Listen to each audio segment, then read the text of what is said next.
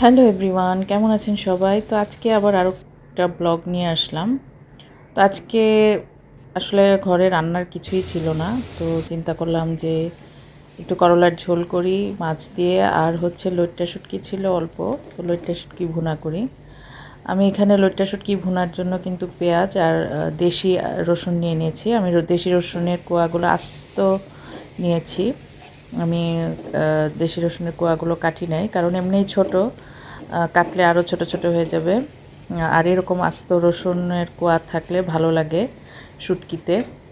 আর এটা আমি এখানে হলুদ, মরিচ, ধনিয়া দিয়ে, কাঁচামরিচ দিয়ে আমি ভালো করে পেঁয়াজটা ভুনা করে নিয়েছি। আর হচ্ছে এখন সিদ্ধ করে রাখা শুটকিগুলো দিয়ে দিয়েছি। আমি শুটকিটা সিদ্ধ করে একদম কাঁটাটা ছাড়িয়ে নিয়েছি, নিয়ে আমি এখন পেঁয়াজে দিয়ে দিলাম।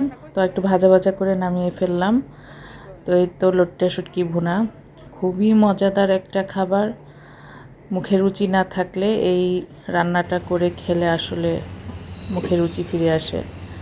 আর এটা হচ্ছে কি মাছ আসলে আমি নাম জানি না, কিন্তু মাছটা আসলে ভেজে রান্না করলে ভালো, কিন্তু ভাজতে গেলে একদম একদম আই মাছ বা বোয়াল মাছের মতো ছিটে ছিটে তেল ছিটে ফুটে ওঠে, পাবদা মাছের মতো। তো মাছটা আমি ভালোভাবে ভেজে নিচ্ছি, ঢাকনা দিয়ে দিয়ে ভেজেছি, কারণ অনেক ছিটে এই মাছগুলো তেলে দিয়ে আমি ঢাকনা দিয়ে দিয়েছিলাম। তারপর জাল কমিয়ে আবার উঠিয়ে নিয়েছি, আবার আরও কিছু মাছ আমি দিয়ে দিয়েছি।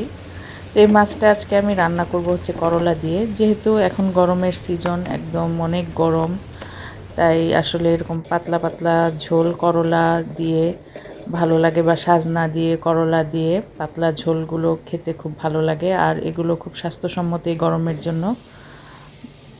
তো আমি এখানে করলা আর আলুগুলো পেঁয়াজের সাথে হালকা ভেজে নিব।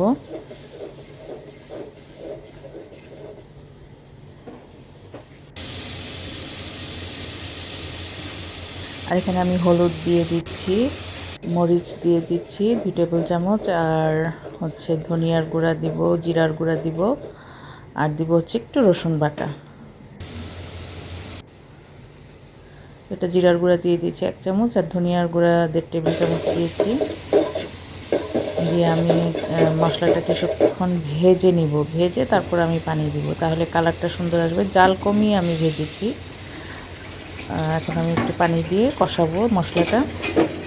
আর এই পর্যায়ে আমি একটু রসুন বাটা দিব, অল্প একটু রসুন বাটা দিব আমি।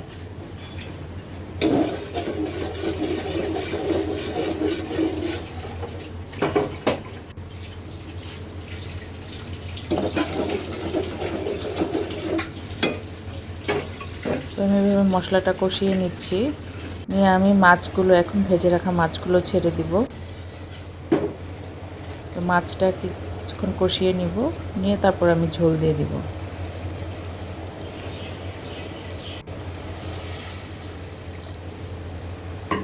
আপনারা কারা কারা করলার ঝোল পছন্দ করেন কমেন্ট বক্সে জানাবেন।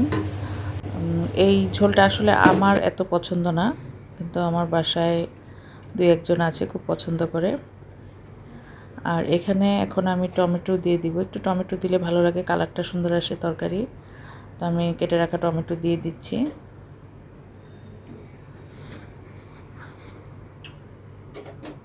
তো এই তো করলার ঝোল রেডি, একদম সুন্দর করে কালার আসছে। আর এটা হচ্ছে লইট্টা শুটকি ভুনা। তো আজকের ব্লগটা এ পর্যন্তই। আল্লাহ হাফেজ।